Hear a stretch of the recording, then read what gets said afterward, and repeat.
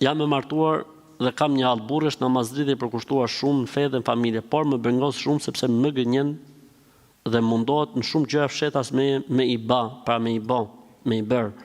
Madje kur e zbuloj, prap justifikohet për 2-3 muaj, 2-3 raste më ka gënjur, unë e kam zbuluar, prap ai pendohet, pastaj mashtron prap.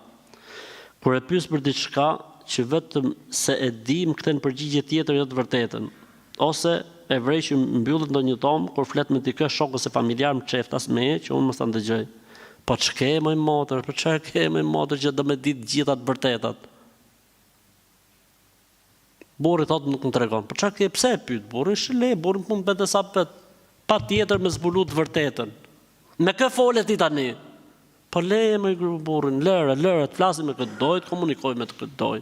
Se futet në dhoma i fle fshetas me familjar, po le të flasim me familjarët e vetë, ç'a problemi ke ti? Ç'a halli ke? Kështu që unë në këtë rast nuk e shoh problemin ke burri, e shoh më shumë problemin tek ti. I dërguari i Allahut sallallahu alaihi wasallam ka thënë: "Min husnil islamil mar tarkuhu ma la yani."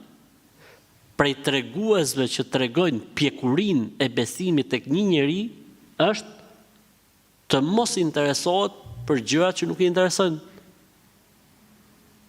Me kë fole ti tani? Me baftjarin. Më rejte se ti fole me Zenelin, po çfarë ke me të lonça Zotin? Çfarë duhet ty se me kë fola unë? Ta më thonë, ti ishte ndaj dyshim për punë komunikim me femra, se kam pa argument. Okej, atëherë muhabet tjetër. Po muhabet e koti? Po si nuk zunë me njerë këta, si nuk u poqë njerë këta njerëz, alhamdulillah. Sprov, çfarë duhet më bëj tani?